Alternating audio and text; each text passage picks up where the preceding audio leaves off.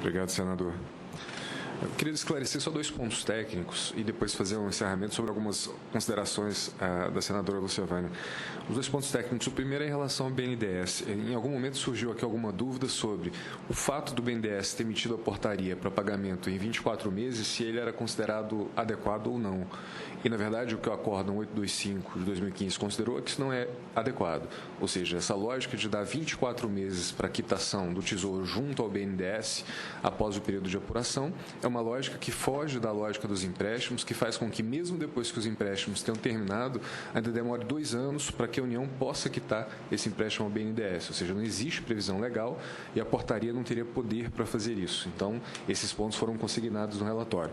Um outro ponto importante é em relação a uma questão levantada pelo senador Fernando Bezerra a respeito das despesas do FGTS. Ou seja, de fato, houve execução orçamentária sem previsão, ou seja, execução de despesas sem previsão orçamentária. Isso aconteceu, isso foi demonstrado no âmbito do Acórdão 825 de 2015 e reiterado no caso das contas de governo por uma inscrição irregular de restos a pagar. Ou seja, uma questão grave, ou seja, a utilização. Na verdade, o que aconteceu foi, havia subvenções econômicas e havia uma previsão de ação orçamentária para essas subvenções econômicas, mas esse recurso acabou sendo pago via FGTS. Essa despesa não foi registrada assim, ela foi registrada não como paga, mas como restos a pagar, e depois os restos a pagar foram utilizados para quitar a despesa junto ao FGTS, ou seja, quando não havia a previsão orçamentária para você quitar o FGTS. Então, isso foi irregular, violando a lei orçamentária.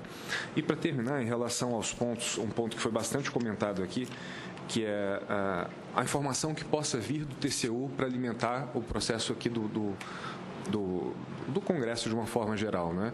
Eu queria dizer que se os senhores tiverem a oportunidade de analisar as contas de governo, talvez dos últimos 4 anos, analisarem a parte de cenário econômico e a parte de análise da gestão fiscal, excelências verão que boa parte do que está acontecendo agora foi previsto nos últimos 4 anos. Boa parte está lá naqueles relatórios, em diversos pontos se apontava que algumas ações já estavam sendo tomadas. A gente tem um cenário em que isso foi piorando ao longo dos anos, mas há pelo menos 4 anos isso vem sendo apontado reiteradamente nas contas de governo que são encaminhadas, claro, para cá.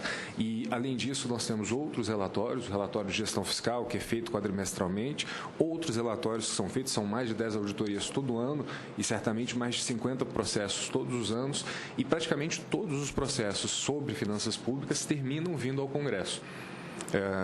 A mim parece que talvez a gente tenha que melhorar qual que é a nossa forma de conseguir mostrar a importância do que está nesses trabalhos para que sejam percebidos. Mas eu acho que os alertas estavam lá e eu acho que a gente tem que pensar em como fazer com que eles sejam percebidos, não só pelo Congresso, pela sociedade como um todo, porque talvez a sociedade tenha demorado a se sensibilizar para as questões de finanças públicas, talvez tenha se sensibilizado só quando as questões de finanças repercutiram de forma tão grave na economia real e na vida das pessoas.